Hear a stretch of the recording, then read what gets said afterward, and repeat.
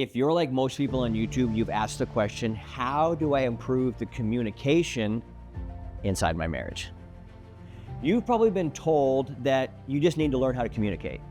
Your wife and you are not doing so well. You go to a counselor, you go to a therapist, and you got to learn to communicate. And guess what? They're wrong. I understand why you're asking the question, because the society has bombarded you to think that you need to be a better communicator.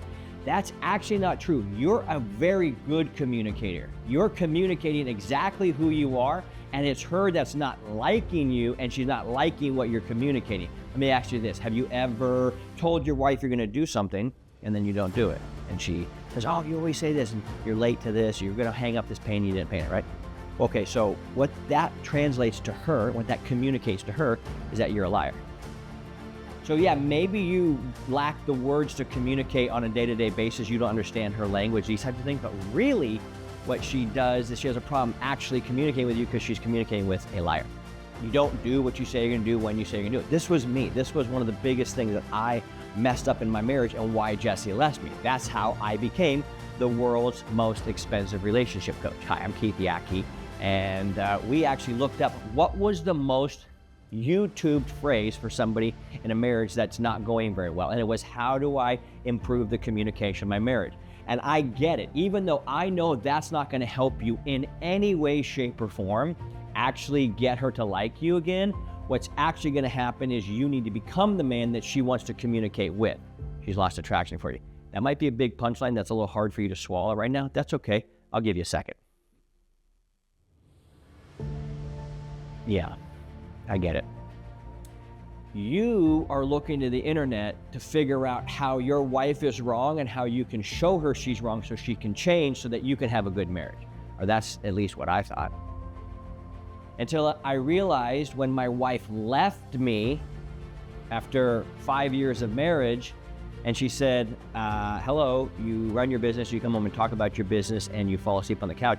Guess what? At that time, I was a world-class communicator. Great at communicating. Problem was, I was a liar. Problem was, what I said I was gonna be, what I said I was gonna do, and what my actual actions were not in alignment. So therefore she goes, yeah, okay, so you can speak eloquently, you can hear the points, you can make me hear understood, yada, yada, yada, and I'm not attracted to you, so I don't really wanna communicate with you. And why do most men actually wanna get better at the communication inside their marriage? I'll tell you why. So they can get more sex. Uh-oh. Is that offensive to you that I called you out that you want more sex? Shouldn't be offensive. You should want more sex. Oh, I know society has told you that, oh, you're a pervert for wanting that much sex. Or if your wife has told you, is that all you think about? These types of phrases, you probably heard them. And you probably bought into this line of bullshit thinking, wait, I'm not supposed to express my needs. I'm not supposed to ask for what I want. And in fact, you're not getting laid the way you want, so you say, I gotta get a better communication. And she's even telling you, I need you to be a better communicator. Well, guess what? She's wrong.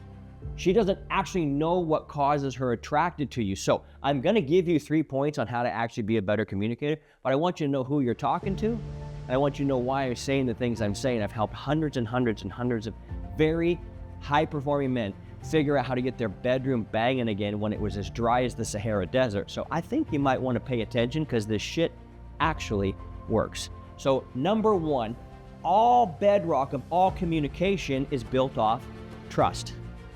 Trust. Communication means if something comes out of my mouth, you believe that it's actually true. Problem is, because you don't actually do what you say you're going to do when you say you're going to do it, he doesn't actually trust you. That is where the communication is breaking down. Rule number one, you have to tell the truth. Do what you say you're gonna do when you say you're gonna do it. That is actually doing the truth. Not just telling the truth, not just saying the truth, but actually acting in accordance and in alignment with the truth. To where she goes, oh, I can trust him. I can trust that what comes out of his mouth is actually going to happen, or it's actually real. And what I teach my clients is when the trust goes up, the lust goes up. When she can actually lean into you and believe that if you say you're gonna be home at 5, you're home at 5, not 5:15, 5:17, 5:19, 5:11, always with an excuse. You're not gonna believe what a crazy day I had. No, no, no. She wants to trust you, so you have to be able to tell the fucking truth, period. Or else you're not gonna have very good communication because she's gonna be like, oh, he's a lying sack of shit again. Number 2, stop being defensive. Oh my gosh. Defensiveness inside of a man is the #1 lady boner killer of all time. It goes like this. She goes, wow, you're acting a little weird. I'm not acting weird. That's what you guys do. Wow, you were a little cold last night. I wasn't cold last night. And you instantly invalidate everything she tells you. So number 1 is tell the truth. Number 2, hear the truth.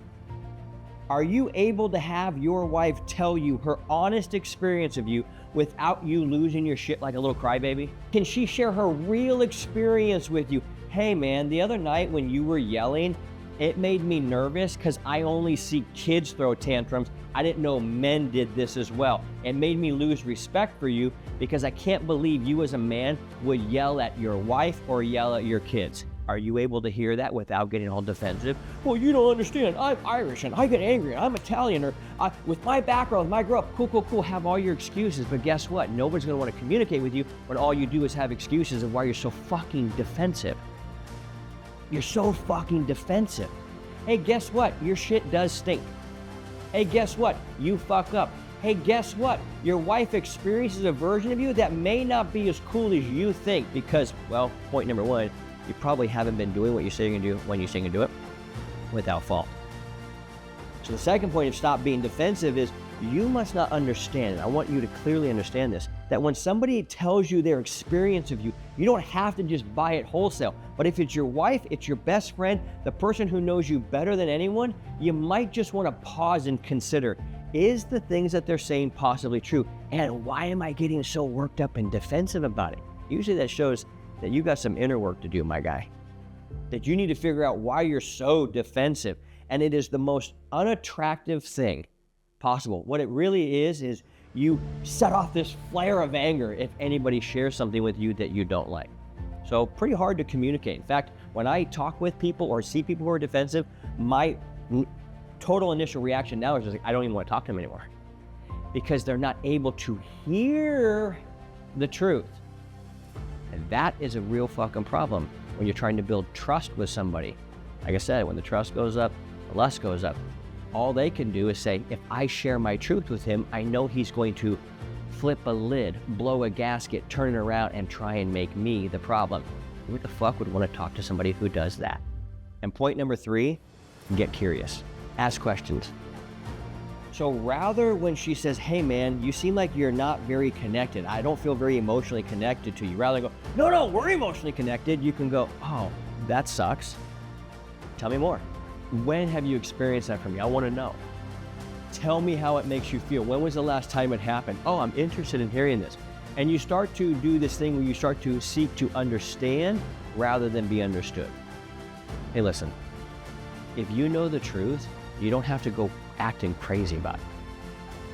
You know the truth. Oh, my intention was not to hurt you. You were hurt? That sucks. Come here. I love you. I would never want to hurt you. But this defensiveness in point 2 starts to build up these masking walls to where in point number 3, you can't actually get curious about, oh, what they said. Point number 2, you need to just accept, all right, that's your perspective. Now we point number 3, we get curious and go, tell me more. Tell me why. What's going on there? What happened for you? I'm curious, almost with this unattached feeling towards the outcome. Whatever their answer is, their answer is. It's their answer. But when you are grounded in who you are as a man, you can get radically curious about what's going on with your wife because you actually care. And then you can go from there. So if you actually want to communicate, first you got to tell the truth and actually do what the fuck you say you're going to do. Number 2, you got to stop being defensive. Take a beat and listen to what somebody has to say for you. And number 3, start asking questions with curiosity. Tell me more about that. What happened there? This is just to get the communication going back together. But guess what? To accelerate your communication, if you're good and you want to go great. I sense most people coming here, things aren't very good. They're kind of in the pit and they want to get out of that pit. They want to get out of that pain. But some of you guys are kind of in this spot here where you're like, yeah, I can kind of get better at this. And somebody along the way said, you need to get better at communicating with your wife. You're like, okay, fuck, I'm going to do that. That's going to make me better. Okay, well, this is for you. So number 1, still tell the truth. Really make sure that down to the absolute gnat's ass, you're doing what you say you're going to do when you say you're going to do it with all your power.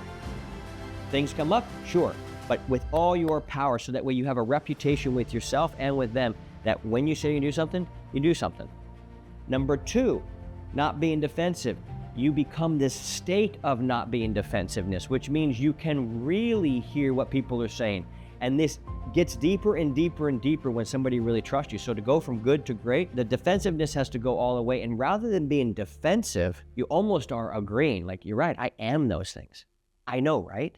Shit, I know, right? I do that shit. Golly.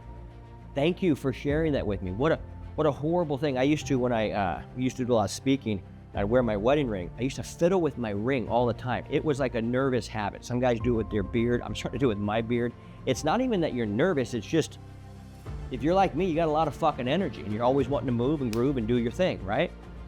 But somebody said, you know, it's really distracting that you do that. We're trying to listen to what you're saying, but I just said, I'm just gonna stop. Now I'm not gonna wear it. It's just too distracting for me. And I was grateful for their thing, because I would go back and watch myself on video and me fiddling around with this fucking ring and look like a retard. So good thing I listened. And point number 3, getting curious. This is where you're going to unlock more of who your wife is than ever. Me and Jessie just the other night were just laying down in bed, just kind of slumber party style. And I was asking her about questions about her childhood, questions about, you know, as she was becoming a woman, all these things. And they just led to her sharing and opening up who she really is. And I got to see another version of her that she had not yet revealed to me. And that causes her to be like, I feel so seen, which then makes her want to communicate even more. So that's how we get this positivity now flowing up. Yeah, you've probably been a dodo bird and a dum-dum like I have. Total fucking douchebag. That was me. And I learned from these things. All right, tell the truth. Stop being fucking defensive and be radically curious. And this stuff starts to compound where your wife, and not just your wife, but everybody starts to share stuff with you. And they say things like, I've never told anybody this before. Or, you're the only person I feel safe enough to share this with. Now they're letting you see who they really are. And when your wife lets you see who she really is, that's her greatest thing she wants anyway, is to be seen by you and to have your full attention and focus on her so that she feels radically seen. It's your gaze is her sunlight, my brother. Your attention is her oxygen. Once you nail this, the legs spread wide open. If you want to learn more about these techniques and how to get your wife to spread her legs and how to get her to desire you at the deepest level, crave you almost, you can check out my website, marriedgame.com, or you can get my book for free at marriedgamebook.com. So go to either of those now and we'll show you exactly the way.